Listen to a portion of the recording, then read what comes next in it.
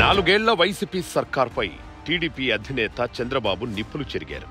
Psycho పాలనలో 4 ఏళ్ల పాటు ప్రజలు నరకం అనుభవించారని, పరిపాలన చేతగాని ఆర్థిక నేరస్తుడి చేతిలో రాష్ట్రం విలవిలలాడుతోందని చంద్రబాబు మండిపడ్డారు.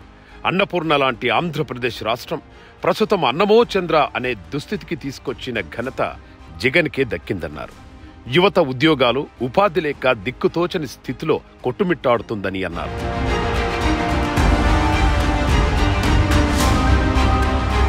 జగన్ పాలనలో జరిగినటువంటి దారుణాలు ఏ రాష్ట్రంలో కూడా జరిగి ఉండవని తెలిపారు. జగన్ పాలనలో రాష్ట్రం రావణాకాష్టమైందని, పట్టపగలు హత్యలు, అత్యాచారాలు, దోపిడీలు, దొమ్మీలు జరుగుతున్నా కనీసం ముఖ్యమంత్రి జగన్ స్పందించడం లేదని చంద్రబాబు తీవ్ర వ్యాఖ్యలు చేశారు.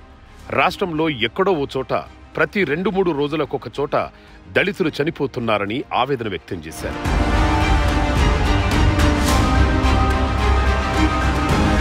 ఏపీలో అడుగడుగునా ప్రభుత్వం ఉగ్రవాదం కనిపిస్తోందని, రోజుకో ఘోరం తెరమీదికొస్తుందని చంద్రబాబు అన్నారు.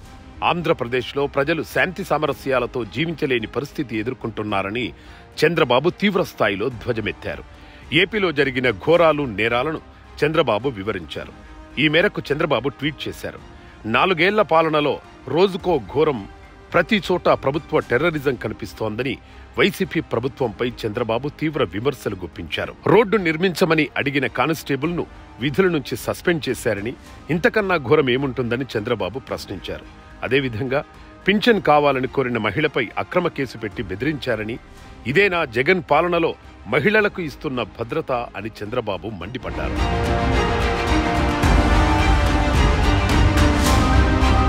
ధర్మవరం వస్త్ర వ్యాపారులపై విజయవాడలో వైసీపీ రౌడీలు దాడి చేసిన ఘటనను ప్రజలు సైతం చీత్కరిస్తున్నారని చంద్రబాబు వ్యాఖ్యానించారు.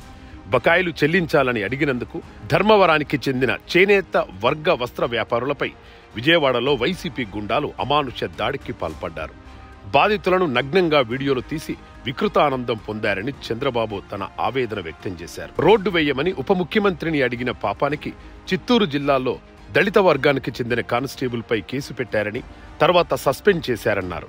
ఇది ప్రభుత్వ ఉగ్రవాదం కాదా అని చంద్రబాబు నిలదీశారు. ప్రకాశం జిల్లాలో పింఛన్ డబ్బు అడిగినందుకు వితంతు మహిళపై కేసు పెట్టారని చంద్రబాబు నిప్పులు చెరిగారు.